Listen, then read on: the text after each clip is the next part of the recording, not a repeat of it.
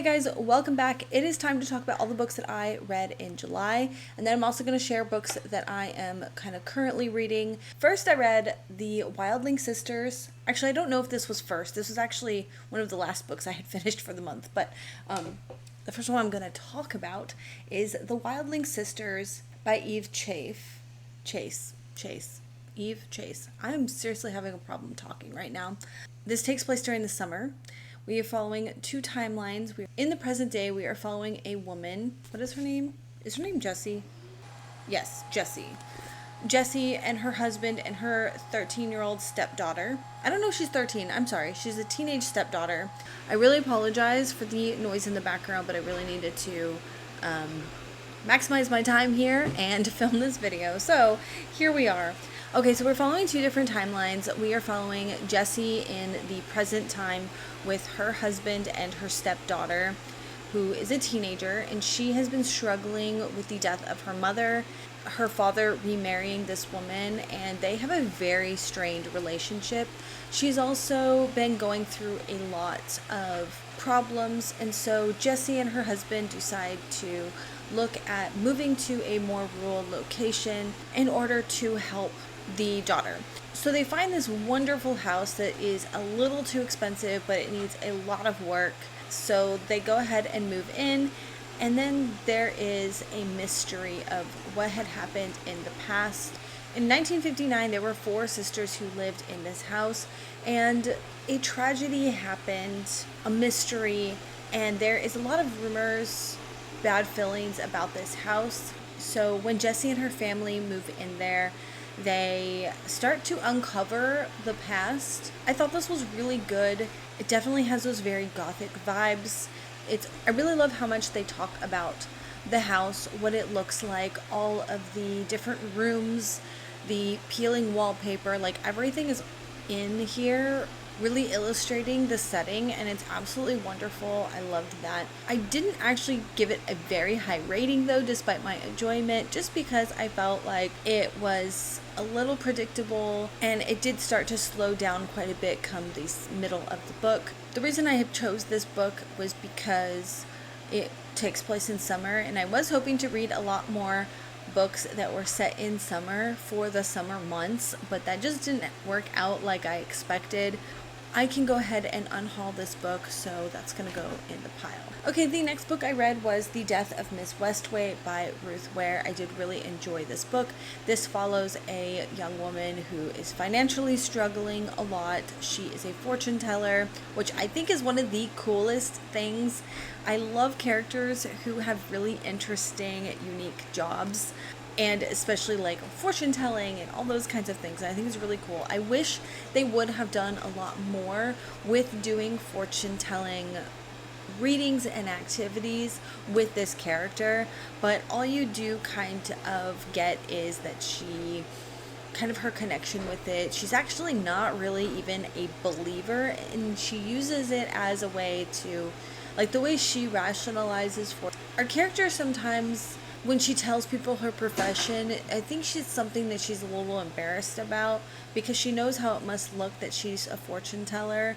And so she will often tell people that this is what she does. However, she's not really a believer, but it can give insight and stuff like that. What happens with this character is that she gets a letter that she is coming into a bunch of money from a distant relative, and she is like, no, you've got the wrong person, but if you want to give me money, I really need money. So she goes and investigates this. She's like, well, let's just go and see what happens. I think she's kind of like playing it by ear, seeing like, what is this family like? Is it just like random? Like, it's not going to go to anybody if somebody doesn't come and claim it and they got the wrong person, but like, will they ever find out?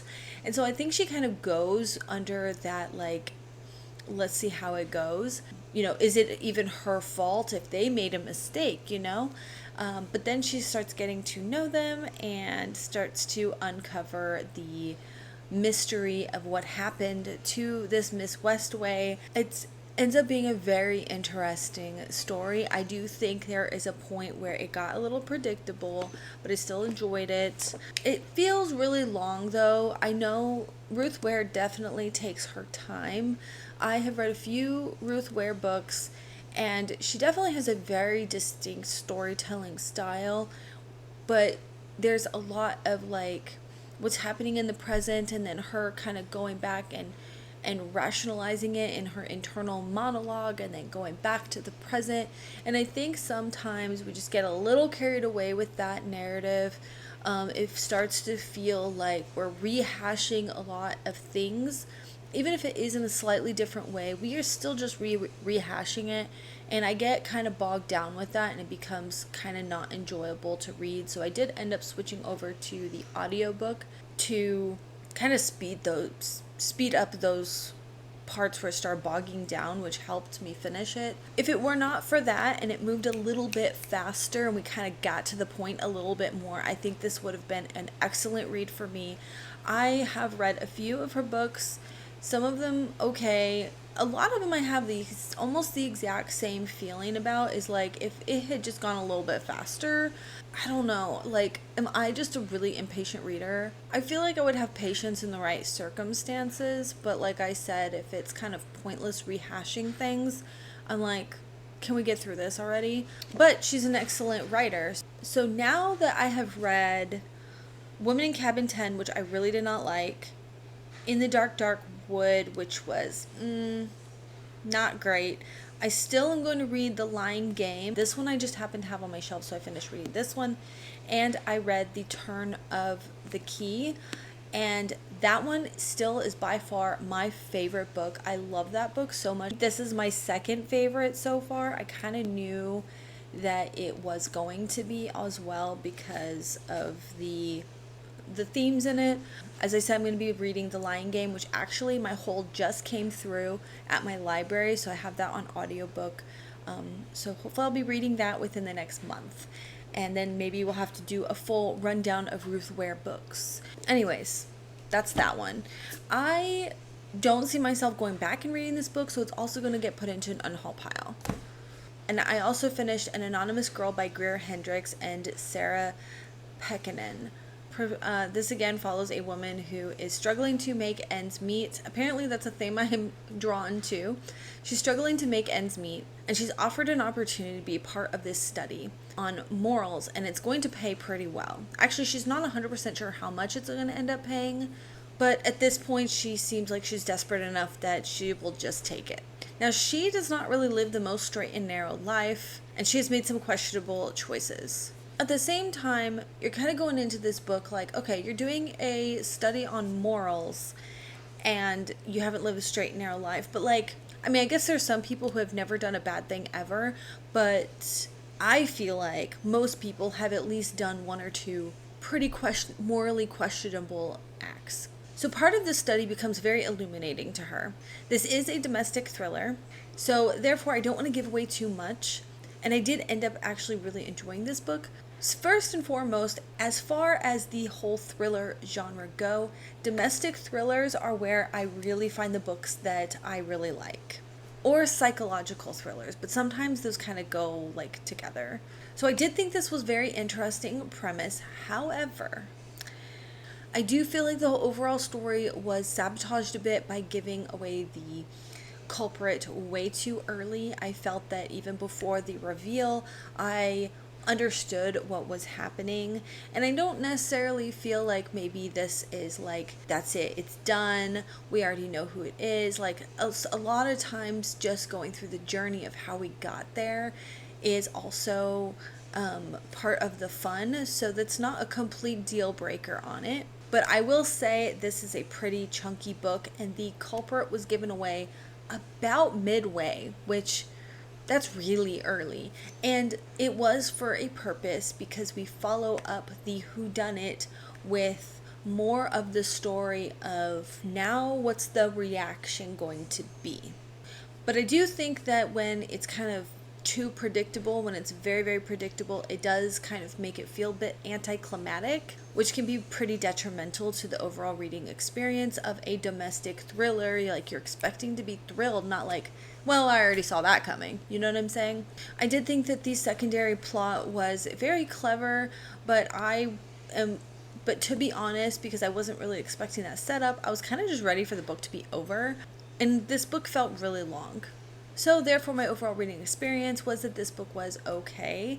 But I know a ton of people really enjoy this book, and I think that maybe those... But I don't think that I'm necessarily the target audience, seeing as how my primary enjoyment and genre is within the fantasy realm. I do continuously try to test out books in other genres, of course, because there have been some true gems, and it mixes it up. Like, I do get burnt out reading kind of the same plot lines and story arcs. Of course, I would recommend this book. I did read this author's other book called The Other Wife or something like that. I definitely remember thinking, like, this is supposed to be a domestic thriller. You basically said what it is about in the title. But I found it so twisty and turny, and I was shocked and surprised and addicted to that story so much. The pacing was very, very quick.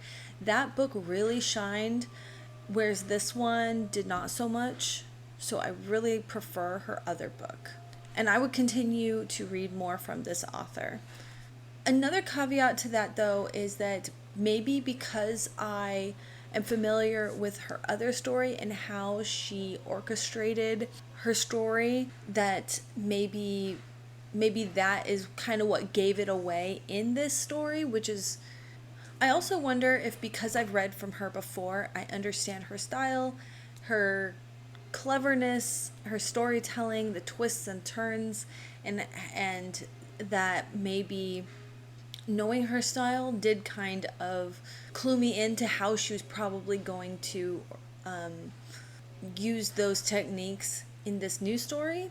That could be part of it. Okay, and then the last 3 books are going to go together because they are part of the same series, and that is the Fever series. So we have, they're not in order, the Dark Fever, Blood Fever, and Fae Fever, the first 3 books in the Fever series by Karen Marie Moning. And I loved this series so much. I ended up picking this up for my birthday vlog. Well, it was part of the first Read It or Unhaul It for July. I did like 2 within the month of July, and it was my birthday, and I was like, you know what, I'm really kind of burnt out on just reading a bunch of duds. Like, I want to find a book that I think is going to be a 5-star book. So I picked up 2 books. Dark Fever was the one that won out, and it was highly, highly addictive. I couldn't put it down. I read through the first 3 books so fast, and then I ended up getting the 4th book on ebook, and that's a much different vibe. So this follows our main character, Michaela, or Mac, whose big sister was murdered in Dublin. So she ends up going to Dublin herself to put pressure on the police, do some investigating of her own, and try to find out what happened to her sister. What she finds is a whole bunch of secrets that had been withheld from her, and she has this gift of sight, and she can see the Fae, the Unseelie, which are dark Fae who do terrible things, and she finds that she's in incredible danger. She ends up meeting a mysterious man who they have a very strained, funny relationship, but also she finds out too that they kind of need each other. She needs his protection and what he's offering, and he needs her to find an object for him. And how that all works is just so fascinating. Now, I thought that this was supposed to be a romantasy. It's supposed to be romantic. I knew that it was going to have spicy scenes. That is an understatement. Also, this is not a romantasy. I would not say that this is romantasy at all. I think this is a fantasy horror, because the spicy sex scenes are in no way, shape, or form close to resembling anything romantic that you would root for. It is terrifying what is happening to Mac, especially when we get to the end of the third book and into the fourth book. If you have a lot of issues with non-consent, yeah, there's a lot of that going around. And I would say that I'm extremely sensitive towards that. Like, I am still here to finish reading the books, but I did almost DNF the fourth book because I was like, this is in a much different place than where it started. I went and looked at some reviews, and I did flip through the first couple of pages of the fifth book because I did have the fifth book. I just didn't have the fourth one. And which was another reason why I wanted to go ahead and read these, because I was like, I've been carting around these books for so freaking long, which is really great that I'm going through the series now.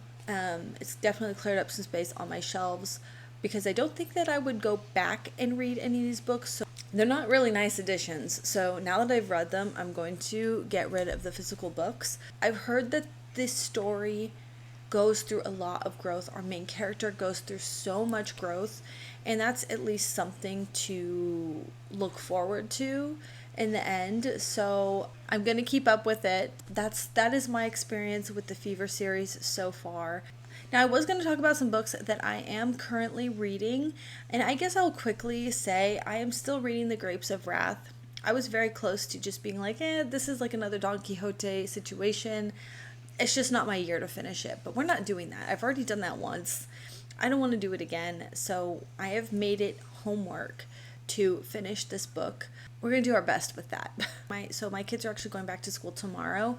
I actually have built into our very meticulous routine scheduled time where I'm going to sit down and read that book. I'm trying to make it absolutely the easiest, no-brainer to make the time to give to that book, because I know that it is going to be one of those books that will pay off, and I'll be so thankful that I read it. It's just doing it right now. Some other books that I'm reading is Lincoln in the Bardo. This is the first pick for the Read It or Haul It for August. Let you know how that's going. I'm literally into like chapter 3. I think I just started chapter 3. And then I have The Trail of Lightning. This book is so good, so addicting, so unique. The writing is good, pacing's good, the characters are good. Like, I'm really enjoying this book. So I ended up actually just getting the second book of this. So my Kindle's a completely different story. I do still have, like I said, I have the fourth Fever book on here, and then I do want to finish the third book in the Modern Fairy Tales. I think it's called Ironside by Holly Black. That's what it is. It's Ironside by Holly Black. It's the last in the Modern Fairy Tales, because when I'm finished with that, I'm going to read all the Cruel Prince books. But I have a lot more plans of books that I plan on reading in the month of August, and how I'm going to be trying to structure my reading a lot more. One last thing, let's go ahead and check in with the number of books that I have read for my challenge so far this year. Technically, according to my challenge, I have read 41 books of 100 books read. There's 150 days left. Really? I'm 41% of the way through. I am 17 books behind schedule. I'm probably not going to meet my goal, but that's okay. However, the last book the 41st book actually is The Buried Giant. I haven't talked about this book yet because I literally finished it on August 1st. So we'll talk about that one next month. Anyways, that is everything. Thank you all so much for watching, and we'll see you next time. Bye.